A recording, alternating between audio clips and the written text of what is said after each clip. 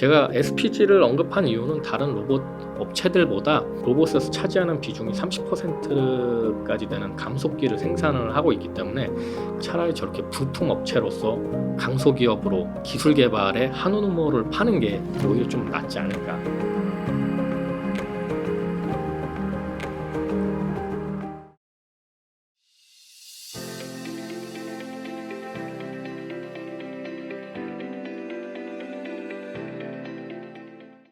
양극재 업체들 4분기에 영업이익 굉장히 다 아작이 났었잖아요. 근데 미래나노텍 같은 경우는 오히려 이익률이 높아졌다. 회복을 했다. 그래서 봤을 때 지금 미래나노텍 주가가 17,000원대에 머물고 있고요. 네. 계속 머물고 있습니다. 네, 아직 시장에서 인정을 받지 못하고 있다는 거죠. 시총이 한 5,500억 정도 되는데요. 에코핸드링 같은 경우에는 최근에 이제 작년 매출을 발표했는데 515억 원에 영업이익 마이너스 30억 원. 그런데 이제 시총은 지금 8천억 정도 왔다 갔다 해요. 네, 그리고 이제 단기적으로 2달 만에 에코핸드림도 한 3배 정도 올랐습니다. 와. 네, 3배 이상 올랐는데 매출액으로 보자면 10배 이상이 차이가 나고요. 뭐 영업이익은 말할 것도 없고, 근데 시장에서 인정받는 건 지금 에코핸드림이 먼저 인정을 받았다. 네, 그건 아까 얘기한 것처럼 먼저 시장에 진입을 하고 5,000톤의 캐파를 가지고 있어서 먼저 돌리고 있다라는 점이 지금 에코핸드림이 인정받고 있는 부분입니다. 대신에 이제 미래나노텍은 아직은 인정받지 못하고 있지만 굉장히 초저평가 구간에 초저평가. 초저평가죠. 예, 저 정도면 초저평가입니다. 왜냐면 뭐 미래나노텍 같은 경우는 기본적으로 광학 필름이 주업이었고요. 거기에 더해 수산화리튬 분쇄 가공이 지금 굉장히 안정적으로 수익을 창출하는 단계에 와 있고, 최근에는 이제 캐나다 쪽에 3만 톤 증설을 진행을 지금 하고 있고, 그 투자금 유치를 받았습니다. 500억 정도. 네, 그러니까 투자금까지 지금 굉장히 잘 들어오고 있기 때문에 지금 안정적으로 수산의 리튬 분쇄 가공에서 이익을 쭉쭉 창출을 할 수 있다라는 거죠. 거기에 더해 이제 또 신성장 동력으로 전구체 사업까지 진행을 하고, 이제 에코핸드림이 하지 않는 황산 니켈까지 진행을 하고 있기 때문에 장기적으로 좀 멀리 내다 보면 미래나노텍이 상당히 더 주가가 높아질 가능성이 크다. 네, 그렇게 보고 있습니다. 아, 그러시군요. 네. 그 엔캠 같은 경우에 네네네. 한번 질문 드리고 싶은데, 네네. 엔캠도 엄청 올랐잖아요. 네네. 엔캠은 좀 어떻게 보세요? 지금 주가 수준? 지금 주가 수준 과열이다. 네, 어. 과열이다라고 보고 있고요. 네. 엔캠이 이번 연도에 주목을 받았던 이유는 뭐냐면, 이번 연도부터 전해액이 2차 전지 부품의 전해액이 포함이 되면서 중국 기업의 전해액을 쓸 수가 없어요. 미국의 보조금을 받으려면. 네. 그렇기 때문에 우리나라 전해 기업들이 부각을 받을 수밖에 없고요.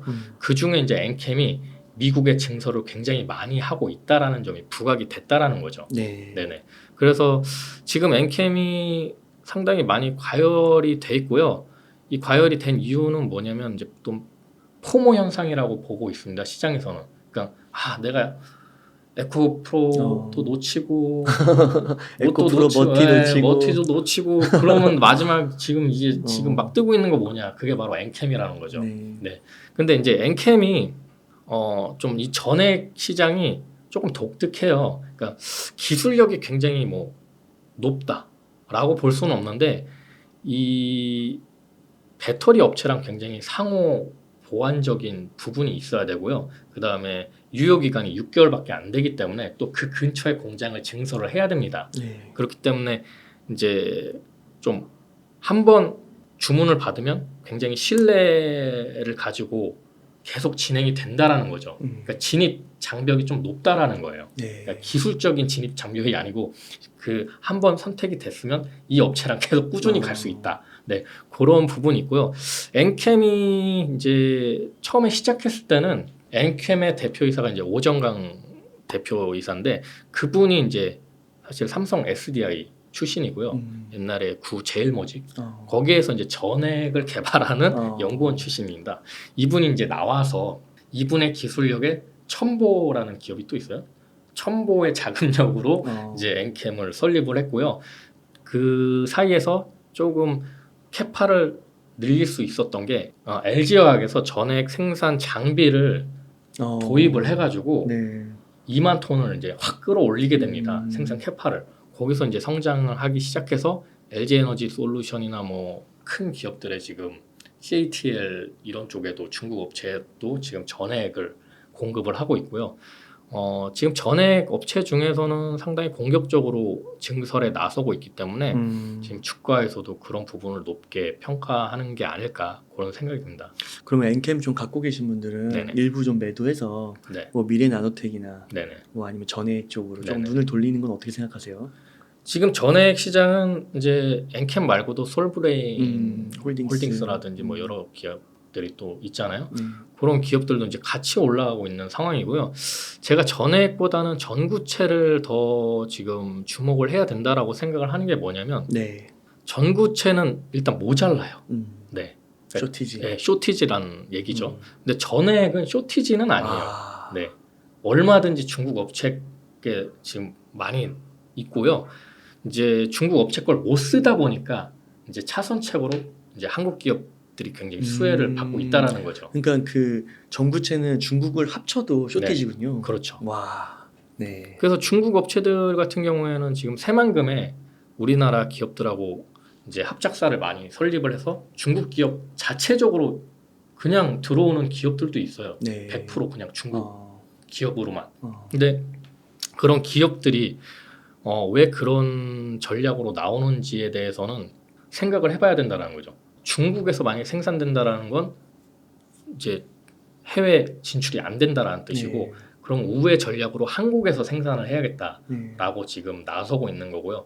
또 그렇게 생각하니까 미국 쪽에서 야 그럼 지분 25%딱 리밋을 걸다 보니까 네 이게 이러지도 저러지도 못하니까 이제 공장 증설하는 것도 딜레이가 되고 있는 거거든요. 네. 그 쇼티지가 날 수밖에 없는 거죠 지금. 네. 그 사이에서 이제 가장 수혜를 본 게 에코프로 머티고요. 특히 에코프로 머티 같은 경우에는 자사 회사 에코프로 BM에 납품하기도 지금 모자르기 때문에 이제 2027년까지 21만 톤 캐파가 늘어난다면 이제 다른 이제 타기업에도 납품이 가능하겠지만 이제 그 시간까지는 좀 또 두고 봐야 된다라는 거죠. 네. 그러면은 그 양극재도 괜찮아 보이시는 거고 네네. 지금 양극재 이미 가격이 많이 빠져 있으니까 네네네. 그렇게 지금 보시는 거군요. 그러면 또 2차 전지 외에 네. 뭐 한 가지 정도 뭐 또 주목하시는 뭐 섹터나 기업이 있으실까요? 네, 전에부터 계속 이야기를 드렸는데 2024년은 또 로봇의 해가 될 거다. 로봇. 네, 로봇의 해가 될 거라고 이야기를 드렸습니다. 왜냐하면 이제 테슬라에서 또 이제 옵티머스라는 로봇을 이제 발표를 했잖아요. 점점 기술력이 쭉쭉 상승하고 있습니다. 네, 그러니까 맨 처음에 나왔을 때는 저도 야 저게 되겠어 매달아가지고 막 발표하고 그런데 저 매달아서 뭐 하자는 거지? 이제 예를 들면 이제 현대차에서 인수했던 보스턴 다이나믹스 보면은 굉장히 막 로봇 장난 아니잖아요. 백동블링하고 막 난리가 났어요. 힘도 엄청나게 강하죠. 근데 지금 이제 테슬라에서 발표한 옵티머스 같은 경우에는 굉장히 좀 그 로봇에 비하면 힘도 딸리는 것 같고 뭔가 비실비실해 보였어요. 근데 이번에 발표했을 때는 이 손 기술이 굉장히 발전을 했었단 말이에요. 그래서 계란을 잡고 옮기는 거. 이게 딱 봤을 때 별거 아니라고 느껴질 거예요. 아마 대부분의 사람들이. 근데 이게 로봇 기술에선 굉장한 기술이 있거든요. 네. 그러니까 똑같은 양력을 전달을 해야 되고 이게 깨지지 않아야 되잖아요. 그러니까 사람이 잡을 때는 별거 아니지만 로봇이 그걸 잡을 때는 굉장한 기술력이 필요하다라는 거죠. 그런 걸 계속 지금 구현을 시키고 있다라는 뜻이고요. 그리고 이제 손기술 못지않게 이족 보행이 또 굉장히 중요합니다. 이족 보행을 해야 이제 손을 쓸 수가 있잖아요. 근데 대부분은 보통 우리가 보는 로봇들은 팔 한쪽만 있는다든지, 네. 그다음에 뭐 바퀴가 달렸다든지 그렇잖아요. 근데 만약에 이족 보행이 시작되면 로봇의 활용도도 굉장히 높아진다라는 거죠. 특히 이제 테슬라가 이 로봇을 이족 보행 로봇을 계속 개발하는 이유는 이제 공장에서도 쓰는 거겠지만 테슬라 이제 기가 팩토리에서도 쓰겠지만은 범용적으로 각 가정에 한 대씩 보급하기 위해서거든요. 그러니까 테슬라 전기차도 보급하고 테슬라 로봇 옵티머스도 보급하고 그러면 이게 굉장한 빅데이터가 생성이 되고 네. 이 빅데이터가 이제 인공지능을 엄청나게 발전시킬 수 있다라는 거죠. 그래서 이 이족 보행 로봇 기술이 계속 지금 개발이 될 수밖에 없는 이유고요. 이 이족 보행 로봇이 개발이 될수록 가장 많이 쓰이는 게 이 이족 보행 로봇이 개발이 계속될수록 가장 많이 쓰이는 게 감속기입니다. 감속기. 그러니까 로봇 그 관절에 들어가는 부품인데요. 이 감속기가 앞으로 굉장히 중요한 부품이 될 거다. 그리고 뭐 원가율에 봤을 때도 로봇에서 감속기가 차지하는 비중이 한 30% 정도 된다고 해요. 그러니까 이 감속기 기술 개발하는 게 로봇 시장에서 굉장히 중요한 화두가 될 거다. 저는 그렇게 생각을 하고 있고요. 그러면 테슬라가 네. 지금 주가가 좀 지지부진하잖아요. 네네. 그건 좀 전기차 때문에 그런 거고 네. 이게 로봇에서 좀 성과가 더 나기 시작하면 네. 주가가 또 점프할 수 있겠네요. 근데 로봇 전문가들이 봤을 때 네. 이 로봇이 실질적으로 대중화되고 보급이 되려면 향후 한 10년은 있어야 된다라고 시간이 보고 많이 있고요. 필요하군요. 시간이 좀 많이 필요할 걸로 보고 있습니다. 그럼 그렇게 좀 장기적으로 봐야 되잖아요. 네네. 근데 왜 올해에 좀 탑픽 중에 하나로 꼽으시는 거예요? 이족 보행 로봇은 좀 장기적으로 봐야겠지만 이족 보행 말고 산업용 로봇이 있거든요. 네. 그래서 산업용 로봇을 보자면 이제 로봇 밀도라는 게 있어요. 그래서 로봇 밀도는 노동자 1만 명당 로봇 대수를 말하는 건데 요게 이제 전 세계 제조업에 투입된 산업용 로봇이 390만 대에 이른다고 해요. 특히 이제 한국이 로봇 밀도에서 압도적인 1위입니다. 그래요. 네, 압도적인 1위고요. 물론 산업용 로봇이 가장 많이 지금 쓰이고 있는 건 중국이라고 보시면 됩니다. 중국은 이제 규모의 경제가 되니까요. 근데 이제 로봇 밀도만으로 봤을 때는 한국이 압도적으로 1012대. 네, 2022년 기준으로 봤을 때 1012대고요. 2위가 싱가포르, 3위가 독일, 4위가 일본, 5위가 중국입니다. 네. 그러니까 이제 밀도로 봤을 때는 우리나라가 최고라는 거죠. 저런 부분으로 봤을 때 우리나라 이제 로봇 기업들이 앞으로 부각이 될 수밖에 없다라고 저는 보고 있고요. 네. 이제 아까 얘기한 것처럼 로봇이 이제 필수적인 요소들이 있잖아요. 그 중에 이제 가장 중요한 건 사실 인공지능입니다. 로봇에 인공지능이 탑재가 돼야 되는 부분이고요. 그 다음에 반도체, 2차 전지, 통신 기술, 그 다음에 감속기. 요게 이제 버무려져야 네, 이제 이족 보행 로봇까지 원활하게 갈 수 있다라는 거고요. 저 산업적인 부분을 딱 봤을 때 사실 우리나라가 이제 압도하는 부분들이 좀 있죠. 그래요. 우리나라 제조업 기업들이 한 두세 개 섹터가 보이네요. 반도체, 2차 전지, 통신. 감속기는 아니에요? 감속기는 아직 일본인가요? 지금 감속기의 지금 강자는 일본의 하모닉 드라이브라고 거기가 점유율이 거의 전 세계 70%를 차지하고 있고요. 그 다음에 2위가 중국의 리드 드라이브라고 네, 그쪽이 이제 중국 시장을 얻고 굉장히 큰 그 성장세를 이뤄내고 있습니다. 네. 그 사이에 이제 한국 기업들이 이제 파고 들어야 되는데 그런 부분들을 봤을 때 제가 눈여겨보고 있는 기업이 이것도 이제 작년부터 계속 이야기를 드렸을 때 SPG입니다. SPG. SPG가 이제 감속기를 만드는 회사고요. 감속기는 이제 로봇 관절마다 들어가는 부품이기 때문에 안 쓸 수가 없어요. 네. 그렇기 때문에 어떻게 보면 중국은 굉장히 가성비 싸게 만드는 부분이 있고요. 일본은 굉장히 이제 안정적으로 제품을 계속 공급을 하고 있다는 거죠. 대신에 일본 제품은 좀 비쌉니다. 네, 비싸가지고 하모닉 드라이브 쪽에서도 아마 제품 판매 단가를 10에서 15% 정도 내릴 거라고 지금 보고 있고요.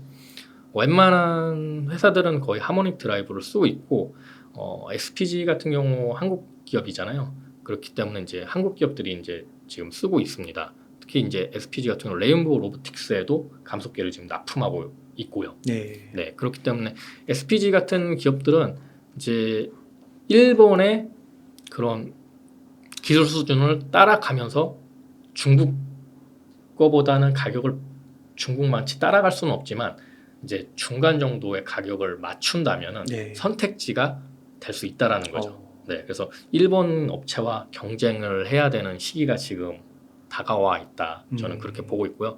그런 경쟁에서 SPG가 만약에 이길 수 있다면 중국 시장도 진출할 수 있는 기회가 생길 수도 있다. 그렇게 보고 있습니다. 뭐 두산 로보틱스나 레인보우 로보틱스 같은 많이 언급하시는 그런 로봇 회사들은 좀 어떠세요? 일단 이미 많이 올랐습니다. 음. 네, 이미 많이 올랐고 뭐 매출이나 영업이익을 봤을 때는 상당히 이 가격이 맞나 싶을 정도로 많이 올랐죠. 네. 네, 그래서 굉장히 부각을 많이 받은 상황이기 때문에 지금 수준에서 더 올라간다라는 건 좀 어렵지 않을까 그런 생각이 들고요. 제가 SPG를 언급한 이유는 다른 로봇 업체들보다 SPG는 감속기 이제 로봇에서 차지하는 비중이 30%까지 되는 감속기를 생산을 하고 있기 때문에 감속기 생산하는 업체는 많지가 않아요. 네. 근데 로봇 업체들은 지금 굉장히 많죠. 우리나라에도 굉장히 많고요. 지금 미국에도 스타트업들이 굉장히 많습니다. 그러니까 그 안에서 살아남는 것보다는 차라리 저렇게 부품 업체로서 강소기업으로 가서 기술 개발에 한우 눈물을 파는 게 오히려 좀 낫지 않을까. 네, 그래서 이제 SPG를 지금 눈여겨보고 있는 부분입니다. 네.